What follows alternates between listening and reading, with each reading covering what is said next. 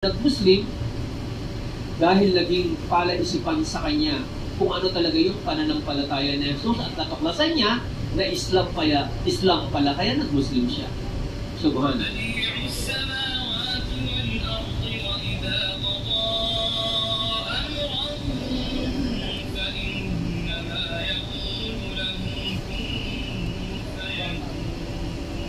Ang Allah ang siyang Badi'. Ibig sabihin ng Badi', nagpanimula. Ang nagpanimula ng lahat ng bagay. Nagpanimula ng mga kalangitan at kalupaan, nagpanimula ng mga anghel, nagpanimula ng mga tao, nagpanimula ng mga hayop, nagpanimula ng mga insekto, nagpanimula ng lahat ng bagay. Kapag siya'y nagtakda ng isang bagay, napakadali lamang, walang kahirap-hirap, sasabihin niya rito kung payakun mangyari at ito'y kagad na mangyayari ng napakadali at walang kahirap-hirap. Kung ang nagpanimula, galing tayong lahat sa Allah. Siya ang nagmamay-ari sa ating lahat. Kung ang Allah ang nagpanimula ng lahat, ba't kinakailang magkaroon siya ng anak? Kung ang lahat ng bagay ang nagpanimula ang Allah, ba't kinakailang magkaroon siya ng anak? Eh napakadali lamang para sa kanya kapag siya'y nagtakda.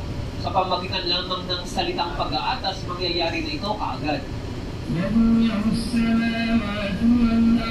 أَنَّى يَكُونُ لَهُ وَلَدٌ وَلَمْ تَكُنْ لَهُ صَاحِبَةٌ وَخَلَقَ كُلَّ شَيْءٍ وَهُوَ بِكُلِّ شَيْءٍ عَلِيمٌ.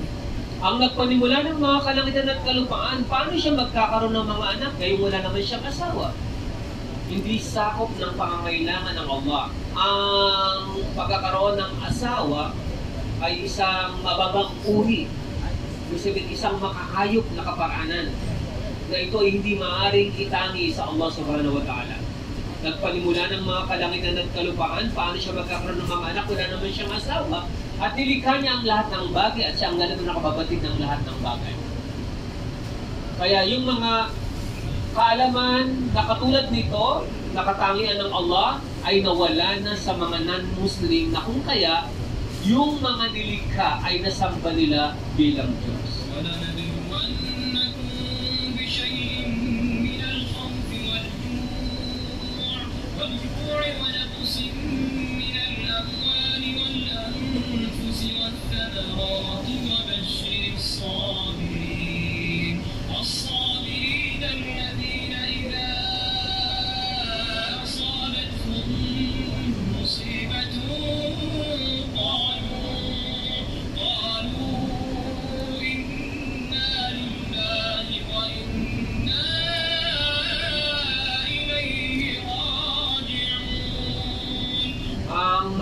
Ayon na ito ay patungkol sa mga darating sa atin ng mga pagsubok.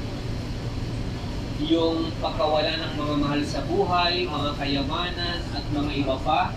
Subalit bigyan ng magandang balita ang sino mang merong pagtitiis kapag dumating ang mga bagay na ito.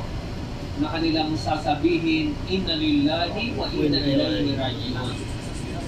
Walang pag-aalilangan ang Allah ang siyang nagmamay-ari sa atin. Siya ang lumikha sa atin at siya ang nagpanimula ng lahat ng bagay. Sa Kanya tayo nagmula. At walang pag-aalilangan, sa Kanya rin tayo magbabalik para sa paghahatol o paghukom sa araw ng muling pagkabuhay. Iba yung interpretation ng mga non-Muslim dito. Dahil galing sila sa Diyos, pag namatay sila at binuhay silang maguli, ay babalik din sila sa Diyos, pero magiging mga Diyos sila. Ito yung paniniwala ng ibang sekta ng Kristyanismo. At least 2 sekta ang naniniwalang kapag sila'y namatay at binuhay na maguli at pumunta doon sa mga tinatawag nilang celestial, super celestial, nova, supernova, ito yung mga tawag nila sa mga kalangitan, ay magiging mga Diyos din sila. Sa atin hindi. Kung ang Allah ang siyang nagmamay-ari sa atin, siya ang lumikha sa atin, siya ang nagpanimula sa atin, walang pag-aalilangan, babalik din tayo sa Kanya para sa paghukom. Ultimong kaliit-liitan ay ating pagbabayaran. Maging sa pananampalataya ng mga Kristiyano, ay merong mangilan-ngilan na kaunting impormasyon na hindi nila ito maiintindihan kapag hindi nila pinag-aralan ng Islam. Tulad halimbawa, kunwari, sa Una Mga Hari 8:27. Katotohanan bang tatahan ang Diyos sa lupa? Pagmasdan kung ang langit at ang pinakamataas na langit ay hindi ka magkasya, sa tahanan pa kayang ito na aking itinayo? So sinasabi ng lumang tipan, ang Creator ay hindi maaring magkasya sa langit at pinakamataas na langit. Pero hindi ito maintindihan ng isang non-Muslim kapag hindi niya pinag-aralan ang Islam. Ito yung pinaka-detailed na explanation nito.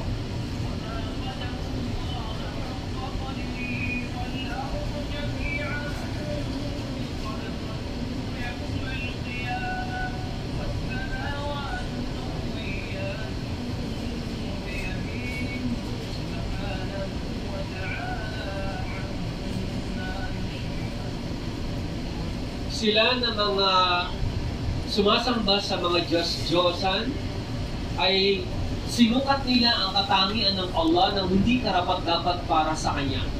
Gayong sa araw ng muling pagkabuhay ay hahawakan niya ang buong daigdig ng napakahigpit sa pamamagitan ng Kanyang kamay. So kapag hinawakan ito ng Allah, ibig sabihin noon wala ang Diyos sa loob ng Kanyang niligtas. At i-roll niya, titiklopin niya ang mga kalangitan. Ibig sabihin, napakalaki ng Allah. Kaya nga tinatawag natin Allahu Akbar. Luwalhati sa Allah ang kataas-taasan, hinggil sa mga itinatambal sa Kanya bilang Kanyang mga katambal. Yes. Kapag pinag-aralan natin itong dunya, itong pinakamababang, ibig sabihin itong ating daigdig, dunya, pinakamababang lugar. At pagkatapos ang nasa itaas dito ay unang kalangitan, ikalawang kalangitan, ikaapat, ikalima, ikaanim, ikapito. Merong mga pagitan. Yung dunya hanggang sa unang kalangitan ay 500 years na paglalakbay. Makikita mo sa ibaba ng unang kalangitan, quasars, galaxies, Milky Way, universes, solar system, at patuloy pang nag-e-expand ang universe. At patuloy pa, ibig sabihin yung mga sophisticated na mga teleskopyo na naimbento ng tao ay hindi sapat upang magalugad nila ang pinakamababang unang kalangitan. Unang kalangitan, 500 years. Yung nasa pagitan ng una at ikalawa, 500 years na paglalakbay. Ganun din yung ikalawa, 500 years yung nasa pagitan, ganun din hanggang sa pitong kalangitan. Subhanallah. So, pag pinag-aralan mo, nasa yung Diyos na nagkatawang tao. Diba? Ganun nila ininsulto ang Allah subhanahu wa ta'ala. Sinukat nila ang Allah nang hindi angkop at karapat-dapat sa kanyang mga katangian. Kumahawakan niya ang daigdig, meaning wala siya sa loob ng kanyang nilikha. Siya'y hiwalay at titiklopin niya. At pagkatapos sa ikapitong kalangitan ay meron pang mga nilikha. Natulad ng tubig, natulad ng kursi, natulad ng ars o trono ng Allah. At subhanallah. Ito yung tapos na, hindi pa. Tapos na? Hindi pa. Yes, mashallah tabarak. Okay, so itong nakikita natin sa video ay nasa ibaba ng unang kalangitan at hindi pa ito nagagalugad ng mga tao. Kahit na ginamit na nila ang sophisticated na teleskopyo.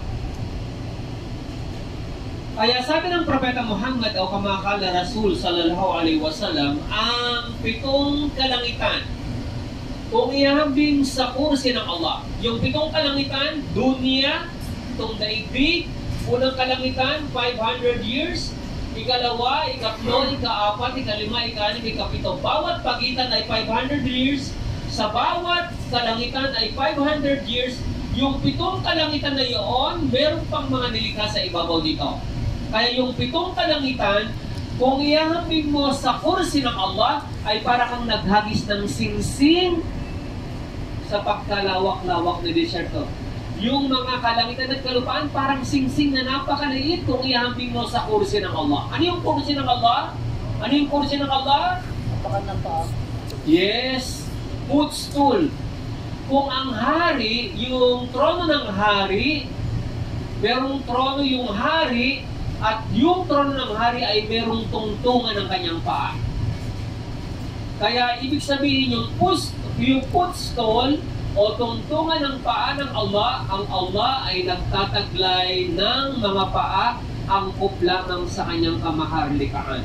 Kung ang Allah ay merong kamay, nilikha ng Allah si Adam sa pamagitan ng kanyang dalawang kamay, merong mga kamay ang Allah, at ito ay angkop lamang sa kanyang kamaharlikaan. Kung ang Allah ay merong mukha, ito'y angkop lamang sa kanyang kamaharlikan. Siya ay nagtataglay ng mga ganitong katangian at hindi natin maaring alisin ang mga katangian ito. Nasasabihin natin ito'y sumisimbolo sa kapangyarihan o di kaya ay liwanag. Kaya itong mga 7 kalangitan kung ihambing sa kursi ng Allah ay para kang naghagis ng singsing sa pagkalawak-lawak na desierto. At itong kursi, kapag inihambing mo sa trono ng Allah, ay gayon din para kang naghagis ng singsing sa pagkalawak-lawak na desierto. Ang pinag-usapan natin dito ay yung mga nilikha pa lamang ng Allah. Gayong ang Allah ay Akbar, Allahu Akbar, ang Allah ang pinakamalaki, ang pinakadakila.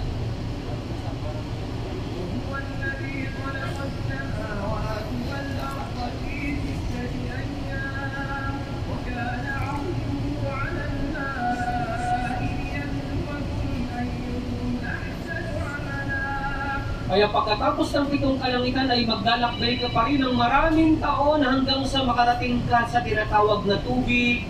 At para ikaw ay makaalis sa ibabaw ng tubig ay maglalakbay ka ulit ng 500 taon. At sa ibabaw ng tubig, nandoon ang Ars o trono ng Allah.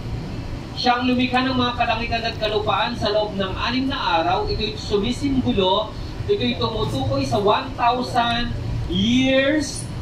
Isang araw sa paningin ng Allah ay 1,000 taon sa paningin ng Allah. Isang 1,000 taon sa paningin ng tao ay isang araw sa paningin ng Allah. At ang kanyang trono ay nasa ibabaw ng tubig upang subukan kayo kung sino ang pinakamagaling sa inyo sa inyong mga gawa. Gaano kalaki ang trono ng Allah? Pinahintulutan ng Allah na makipag-usap ang Propeta Muhammad sallallahu alaihi wasallam sa isa sa mga anghel. 8 anghel ang may pasan-pasan ng trono ng Allah. Mula sa earlobes ng anghel patungong balikat ng anghel ay 700 years na paglalakbay. Gaano kalaki yung anghel?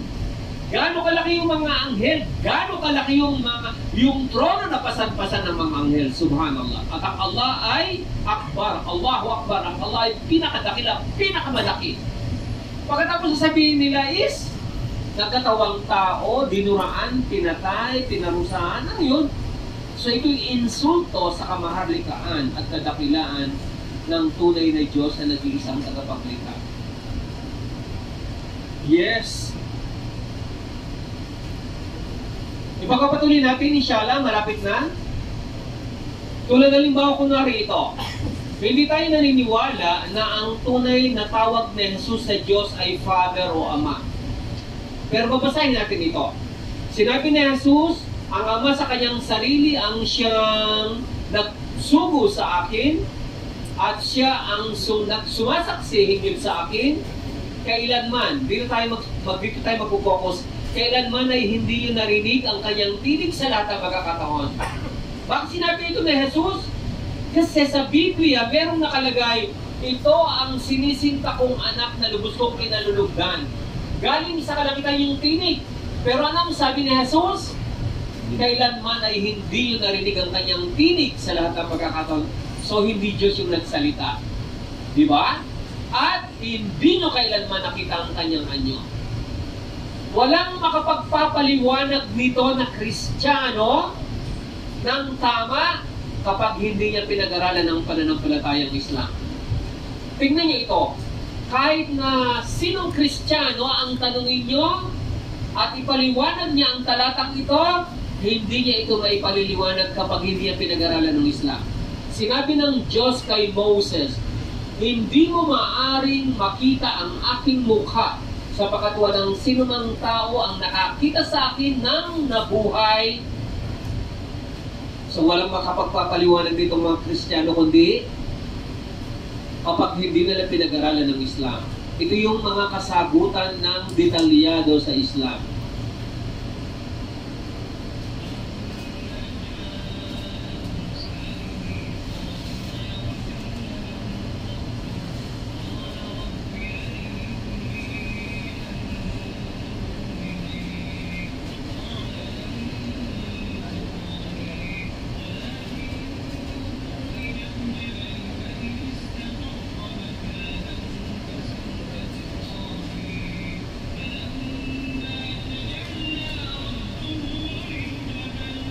Ang tinig ng Allah. Sino yung tatlong propeta? Si Musa. Sino pa? Jibril. Sino? Sino pa? Si Adam. Sino pa? Si Propeta Muhammad alayhi salatu wassalam. Silang tatlo lamang. Yung ibang mga propeta ay sa pamagitan ng revelation. Dahil sa karangalang ito, hindi niya na makita ang Allah.